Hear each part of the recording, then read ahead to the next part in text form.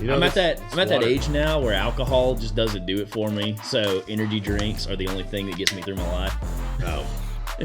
I thought those was going somewhere else. Oh, well, you never know.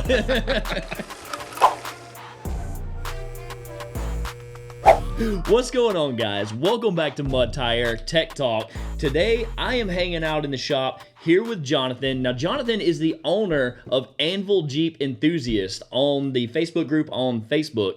Yeah, Facebook. Did I say Facebook enough? I don't know what to do with my hands. I don't know what to do with my hands. So, man, what I want to talk about today, I appreciate you coming in. Yep. And so, if anybody has watched any previous videos, I am sure they've seen your Jeep in the off-road trail videos. The thing's bad. I mean, it's a 2014 JKU decked out. Absolutely decked out. It gets the job done. Yeah. So, what I want to talk about is regret. Financial Yes. or emotional? Yes. Yeah. We'll get to both. Yeah. We'll get to both. All right, cool. So yeah, like literally, I want to tap on regret. Do you regret building your off-road rig the way you did? What would you change? But to really jump into this, just let's start off where you began. Did you buy a built-out Jeep? No. I bought a completely stock Jeep. It had about 30,000 miles on it. It was the Anvil color, as we discussed. It's a pretty sweet color. Completely bone stock. Used car dealership, 30,000 miles. It did have some rock rails on it, so it was modified some. Picked it up, did what any, smart husband would do. I didn't tell my wife and went and bought it, which led to Smart buying man. her a AMG Mercedes right afterwards. But long story short, if I put this in summary, I'm almost 40. I've owned almost 60 vehicles. I'm 1 month shy of owning this vehicle for 8 years. Yeah, that's a milestone when you don't own cars for more than like a year or two normally. I normally buy something, build it, get bored, get another project. All right, so on the whole, you're happy with your vehicle, right? I'm happy with this Jeep. Now, There we go. Good night, everybody. Yeah. I mean, has there been times that like I'm working on something, we're at an iteration, I'm like, I'm out, I'm selling it, I'm about to post it online. Yeah.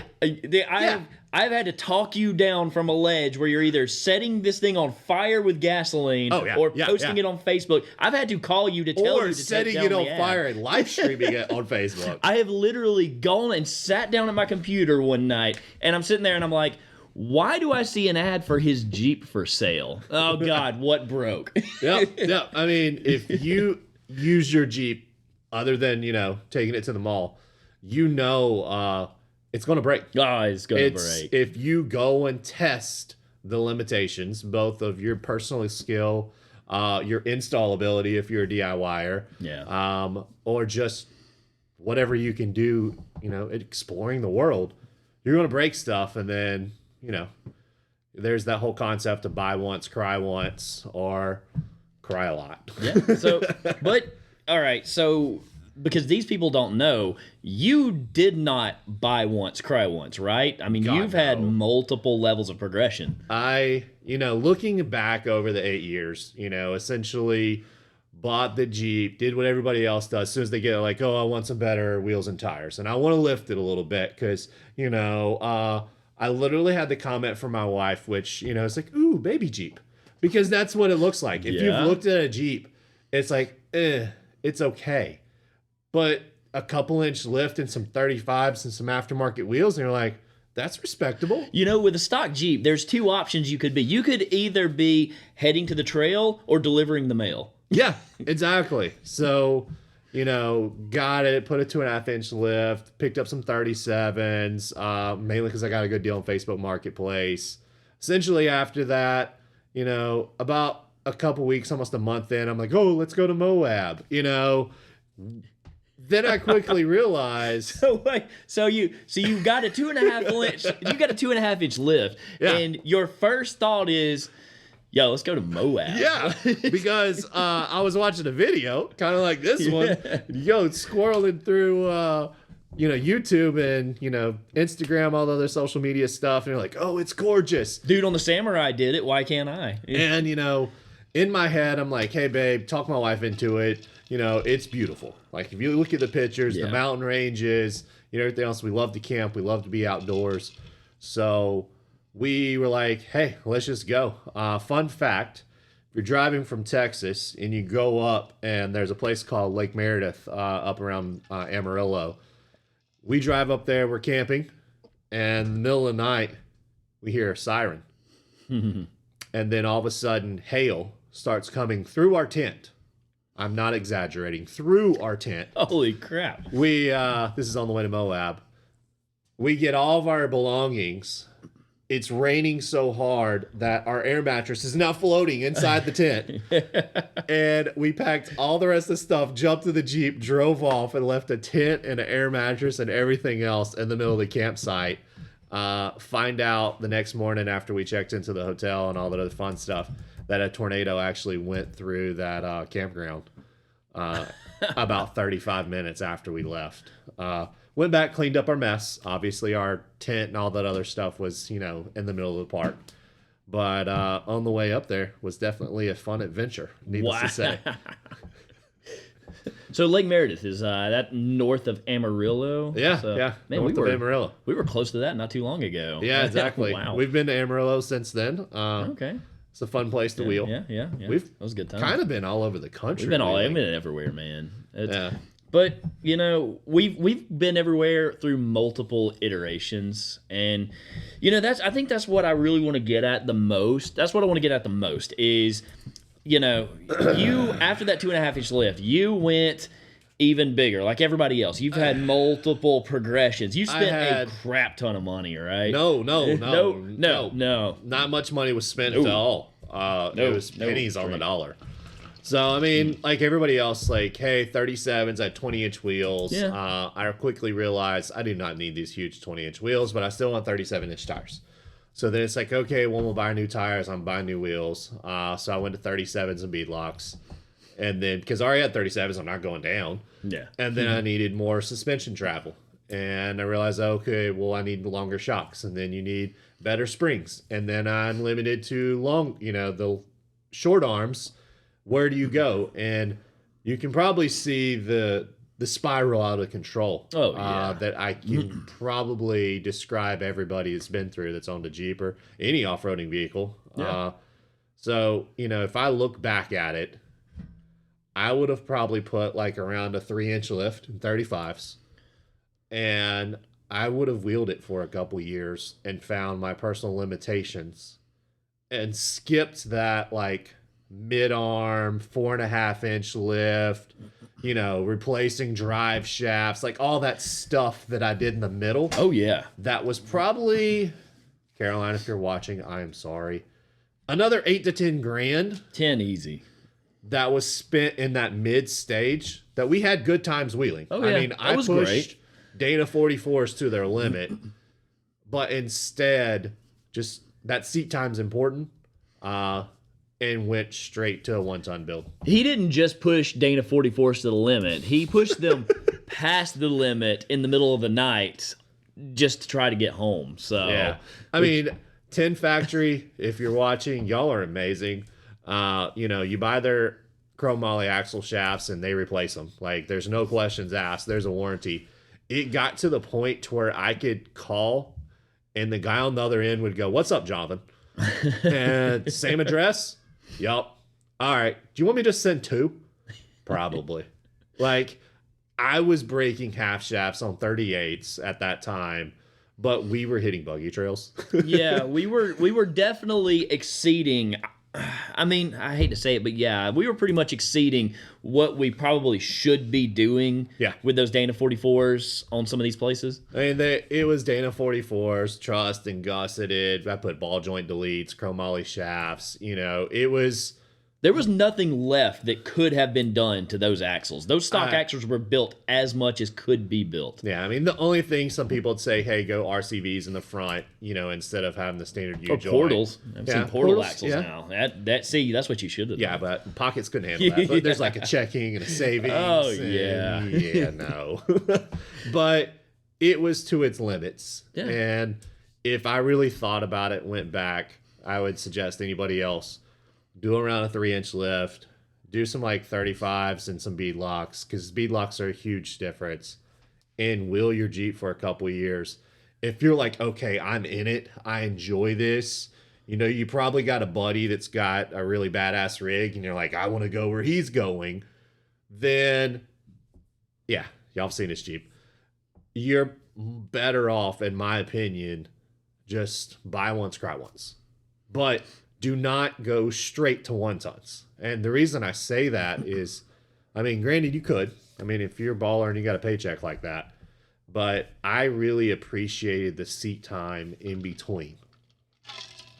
You know, that's something I can fully agree with you on, is the fact that, you know, now that I've been in the seat of 1 ton, you know, suspension seat, harness, you know, hydraulic steer, now that I've been in that seat for a while, and I do know that it numbs the feeling that you would normally get, the responses that you feel, those off camber, those hairy situations that you get into in a more stock style Jeep. Yep.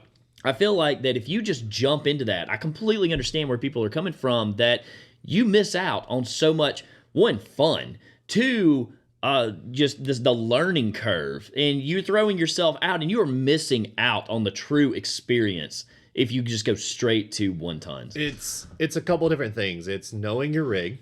Yeah. So like just placement of tires, you know, everything else. You know, the simple pieces like, you know, how much to press the accelerator, when to brake. Most people obviously only drive with 1 foot. There's times that you got to 2-pedal it and you've got to build up some, you know, pressure, etc. Giggity. But either way, yeah. you've really got to think about that. But then the other pieces, depending on who you're wheeling with, you got to know your spotter. Yeah, that's true. There's a lot of trust that you put in that person that's spotting you to understand, like, you know, if you've ever been wheeling and it's like left, your other left, like you've got to be able to trust them. So you've got to have good comms back and forth with them. And then there's also just knowing how wide your rig is, what it's capable of, when you feel comfortable, when you don't feel comfortable. Yeah. It's a lot. Yeah. There's nothing that drives me any crazier than I'm going down a trail and I hear somebody screaming, "Passenger! Passenger!" And I'm sitting there going, I'm driving alone. I mean, there is the voice inside my head sometimes. So he's a passenger. Yeah. So, all right. So your mindset, I think your mindset honestly agrees with me on the fact that 1 tons and full built, you know, long arms, this is fun. Like, you get to have a lot more leeway on what you get to do. But I think both of us would pretty much agree that, yeah, giving up that time period that we had on a small budget lift and 35s, and we are just sitting there, literally every daggum rock we come across, we're having to get out and spot, and we're getting high centered on the belly, and we're just beating up the bottom end of this Jeep. But man, those were just the most experiential times. It gave you time to understand proper winching. Yeah. It gave you time to understand proper spotting, because when you don't have the big lift, the big tires, you know, those bead locks where you're down to, you know, 8 PSI and it just wraps all the way around and gives you that traction. Like, all these things that you learn with time, but having that seat time, knowing your rig, knowing the other stuff, it made it to where when you do get stuck, you know what to do. You don't freak out. Yeah. Because that's I can tell you, over the years, I've had plenty of freak out moments, like full freak out. I mean, hell, we've known each other for close to 15 years, and I'm like, I'm out. Yeah. Like, I'm pissed. You know, everything else, because you're looking at like, hey, I got all this money in my rig. You know, hey, I'm comfortable with this. And then there's this whole thing that happened to me about 4 years ago. I have a child. So you sit back and think about some of this, like, who cares? Send it. Skinny pedal out. And then you're like, okay, I can't do this because I'm also a parent now. Yeah. You're a month behind on your life insurance policy. Exactly. Payment, and so, well, I got to skip that trail today. Sorry, guys. I mean, just all in all, like, it's one of those that, like, this has been the most fun that I can have with a vehicle that gives me extreme, you know, like, hey, if you're an adrenaline junkie, you can make as much as possible. But if you just want to roll the windows down, the top back, and just drive slowly past waterfalls, which is what we did on our last, Windrock trip, it's still enjoyable. Yeah. Like, you're just enjoying the outdoors because it rained for like 3 days straight, and you just admire all the waterfalls. Yeah. Oh, yeah. So you don't think you regret the 10K extra that you spent? No, not at all. Yeah, I would say a little regret. Yeah, a little regret. Yeah. There's a little regret. I was told a million times, buy once, cry once. There's a shop that's in North Texas, and essentially a whole bunch of guys that are older than me. They're wiser than me, and they were installing trusses, for example, and essentially he was like, hey, look, you're eventually going to long arm this and 3-link it, so you need to go with this truss instead. And I was like, I'm not doing that. There's no way. Well, it was 3-linked less than a year after that. So yes, that's right. In my head, I would have like, no. And we're chopping off everything that.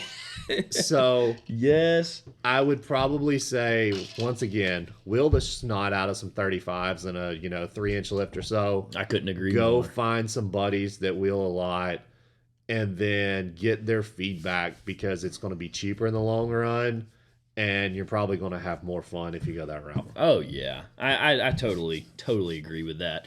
So I have 2 questions. Okay. These are just preferential. So first one, if you had to choose now, today, with your experience in vehicles from the past, yeah, would you still stay with a solid front axle vehicle, or would you consider IFS? Because there's only 2 types of people in the world. You've got to choose a group. You're a 4Runner guy, or you're a diehard Jeep guy. I mean, it's not that I'm a diehard Jeep guy. Yeah. I love off-roading in general. My wife had a TRD off-road 4Runner. I definitely tested its limits. Oh, I forgot about that. Yeah, exactly. Man. So there's too many vehicles. I have a concept and understanding and appreciation, like the technology that goes into those things. Just there's so many things that are badass on those. Yeah, they really are. From my standpoint, I feel like my Jeep is, I would say, in the Lego category. So because Lego category, yeah. Everything, because of the axles, like the rear axle is a 14-bolt. The front axle is a Dana 60. Like, so many things are interchangeable, and there's so much aftermarket support in the way the articulation is, and just the chance of not breaking because the way it's designed, etc. Yeah. I'm definitely a front axle guy for that. At the same time, if you're a moderate wheeler and an overlander, dude, I'd go IFS all day. Dude, I couldn't agree more. If you're going to do like some mild wheeling, nothing crazy with rocks, but you want to go camp where you can't normally go, yeah. Oh, I'd go buy a Taco or a 4Runner in a millisecond. I'm telling you. Or one of those damn Tundras. And especially now that Toyota is starting to really pick up their game, and they're chasing after the Jeep guys, and they're like, hey, you guys want electronic sway disconnect? We'll give you that. Oh, You want front and rear lockers? We can give you that. I mean, not even that too, but even some of Nissan's new stuff, like, oh yeah, they're killing it. Yeah. I would love to get Z1. They've been making some huge strides in what they're offering for off-road now. Yeah. Unbelievable. Those Frontiers, oh yeah. Some of them look pretty sweet. Sweet. But out of everything else, have you seen? I know you have. You had to have the new Land Cruiser coming out for 2025. Yeah, man, this thing is so pretty. Oh, it really makes me question my Jeep loyalty when I see that new Land Cruiser. Oh man, that looks like it's going to be a nice. It is, and I mean, at the end of the day, it's not like, hey, I have this huge like affinity to Jeep. Like, I don't do the Jeep Wave. I don't care about ducks. Shame me if you want to. They're going to. Yeah, there's parts of it. I will say my son enjoys the ducks, and for that concept, I absolutely love it. It's good for the kids, to have a run around just ducking another Jeep because they find it fun. But it's not about the rig or the brand. It's just supporting each vehicle, whatever it is, going off road, enjoying the outdoors. I work for a massive telecom company, and I do own a lot of technology, but it's good to stay away from it. I mean, Yeah. even though we're shooting all this with technology, but being off road, enjoying the outdoors, Being able to disconnect. Yes. purposely go somewhere where there's no signal, clean, fresh air, and reset Oh yeah. is probably my biggest preference on why I own that Jeep, just to get away. Yeah. Yeah. But I am with you. I do feel what you're saying, that solid front axle, even though you are sacrificing a whole lot of comfort. Oh yeah, like It if just, you've it's rode an in a extra Jeep, peace you're of like, mind. Yeah. this is great. If Yeah, you've seen the Family Guy commercial, they're like, ow, my balls. Ow. Yeah, it's not great. But I mean, in my case, I've got good quality shocks, long arms, things like that. It's the best it can be. Yeah, it's true. Which is good, but yeah, it's if you're one of these overlanders, I definitely would say I would too. I would go IFS. It does just fine. It would be a lot better. All right, and then the last question: what's your next trip? Where are you going to go? To the house. No. I mean, Preach. honestly, I'm really debating on that too, because, as you build out things, everything else, it's seasons. What month is it? February. So they're like, I don't know. It's starting to warm up, everything else. I want to start camping. So going back up to Windrock is probably going to be like, that's the easiest because we have season passes. Yeah. We could shoot up there, do some camping, do some basic wheeling. But I really want to either hit S'more. That's really good trails that I haven't seen personally. And I'm also coming up on a 40th birthday and thinking about like, hey, I did Moab almost 8 years ago with a 2.5-inch lift and 37s. And there was this mod that I was missing. It's this really important mod. Yeah, and 1 ton. Oh, no. Sorry. It was called Driver Mod. Oh, yeah, that one Yeah. too. I can think of so many times that I was very uneasy, was afraid, did not know my vehicle. Yeah.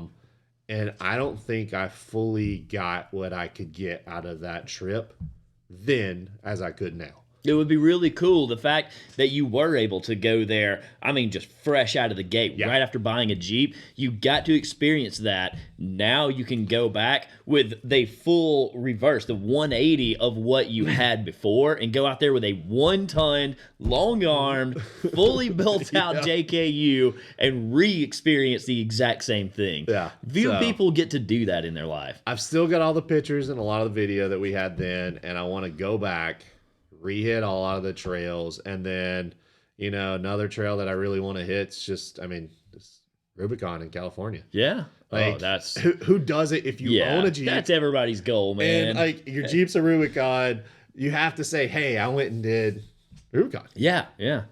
Well, so last question. You said two. I thought of a third. Dang it! All right. What we got? Favorite mod. Favorite mod in general, I'd say favorite mod lately. Favorite mod lately is going to be the PRP seat. Yeah, with that the good, harness. Huh? The big reason I say for that is, we talked about seat time and being comfortable and all that other stuff. So when you do long arm and have a lot of suspension travel, everything else, the body will articulate a lot. And you have a wider track 1-ton Jeep, you will put yourself in more off-camber situations than you previously would. Yes, absolutely. Well, with that, like, if you were fighting to keep yourself still, the anxiety and ability to control yourself and just all the other fun stuff I've found was difficult for me, at least. Yeah, you're right. I put in that seat, and then now I'm like comfortable when I'm going over the the slow points between trails. And then having that harness in to where I'm perfectly centered, my mind is focused, and I know the Jeep's about to flip. Yeah. Like, you I can know feel it. there's It's right like, there. hey, I'm right there, but I also know my rig. I know where I'm at. Like, if you watched one of the last videos of Dan's, like, it's, hey, how far over are you? Did I have to flip in the mirror? Yeah. Like, when you have to flip in the mirror because you're leaned over that far. But I felt completely comfortable in the Jeep with that seat and that harness. And I would say lately, that's probably my favorite mod. Obviously, 1-tons and all the other fun stuff. Yeah. But it made me able to actually use them I could so because see I that. had the seat and Yeah. harness. Well, it's so funny because, when we came from the car world, we had racing seats in Yeah. the vehicles, harnesses, and we were sitting there going, wow, you're sucked into the seat. When you're cornering hard, man, you don't feel the G's nearly as much, and you can focus on the driving experience, Right. which makes you faster. Well, then you transfer this over to off-roading, and I'm not gonna lie, I was in the mindset the absolute last thing I cared about was a seat for my Jeep. Yeah. And even when I bought a seat for my Jeep, the only reason I did it is because I heard it's a suspension seat. It absorbs more of the hit. And my Oh no, God, we called your Jeep the kidney blaster. it was 5000. it cleaned your kidneys out of any calcification that you might have. The ride was that bad, and that's the only reason I went and bought my Mastercraft seat.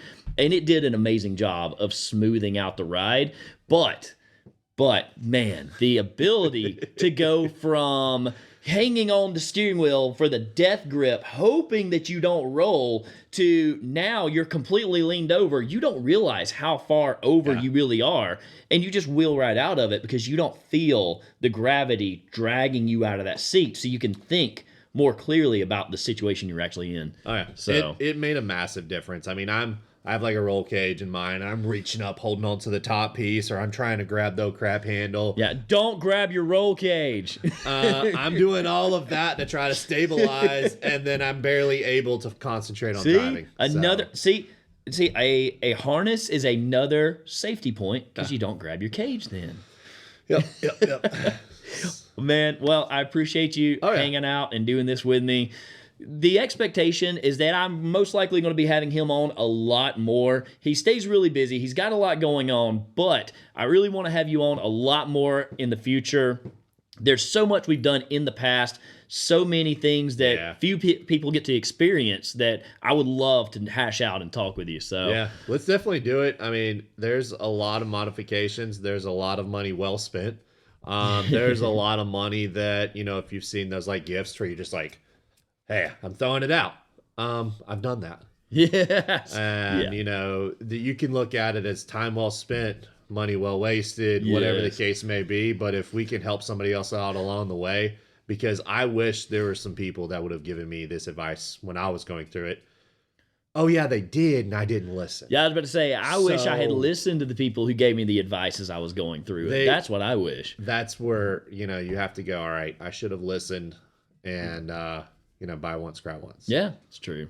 So, all right. Well, thank you guys for hanging out with us. This is just an awesome experience to pick somebody's brain who's been through all the seasons of off-road ownership.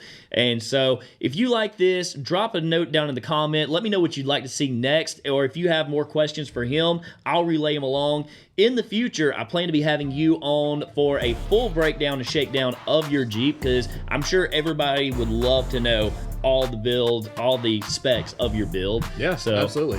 Stay tuned for that one. Make sure to subscribe, and we will see you in the next Tech Talk. See you guys. Peace.